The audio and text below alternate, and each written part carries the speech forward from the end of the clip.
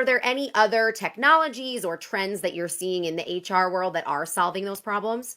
Yeah, we're seeing a lot of chatbots, especially in customer service, that are really helping to solve, I would say simple problems that we require call. Those are quite fascinating. I think it's a better help desk. So we can seeing like, there was an article this week how Unite is implementing these things. A lot of companies are implementing these things. So this is quite fascinating. But, at the end of the day, a lot of these technologies or knockout chat box or trying to knock out questions, are you available? But really, I think really at the end of the day, you have to figure out what employers are looking for. And they're looking for quality employees that are going to stick around, are going to be able to contribute. And I think that the way we've approached it has really become making an impact with our customers. It's really an innovative approach.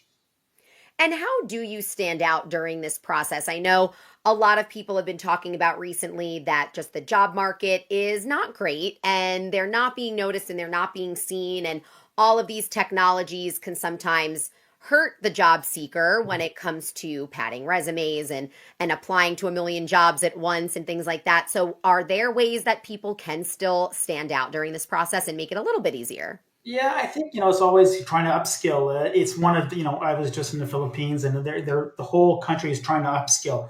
As you know, the Philippines is very big into contacts and BPOs, and the governments are spending lots of money to trying to improve. And you can see everyone's trying to figure out to have better skills. Soft skill is one of them. Technical skills another one.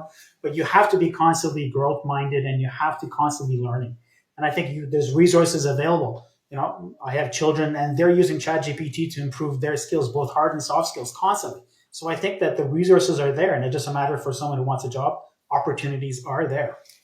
And I know a lot of people, you mentioned ChatGPT, a lot of people now are saying that sometimes it is hard to get used to, I guess, people using it and relying on it for certain things for learning and growing. So, from your perspective, what are the benefits of using AI tools such as a ChatGPT, I guess, in the hiring world?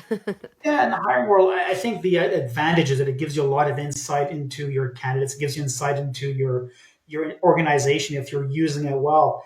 But again, I think the important thing is the caveat is that it's really augmenting the role of the recruiters. We haven't seen ChatGPT or any of these completely replace this. They're just more tools that you can make better decisions for your organizations. And the OpenAI, the LLMs are all good examples of that. But really finding the best tools to be able to come out to figure out who the best employees are for your organization.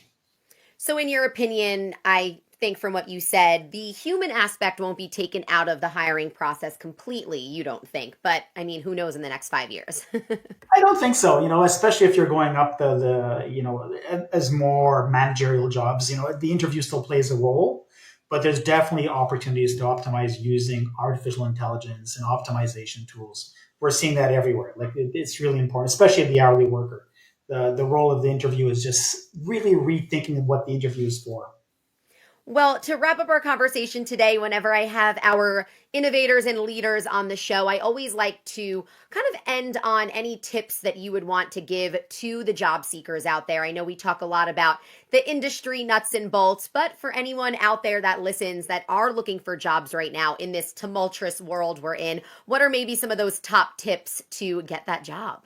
I think the top tip is to be open minded, not to be afraid to take a chance and upskill. I think there's really lots of opportunities. If you're out there knocking on doors, someone will open it. And I see this over and over again, even in our company, people we would have never thought that just showed us that they had the right skills using whatever technology. In our case, we use our platform and we hire them. And if we had used a traditional resume, we would have never hired these people. So don't be afraid and get out there. Awesome. Well, thank you so much for joining us today and imparting all your wisdom with us. Thank you very much. It's been great to be on the show, Jada.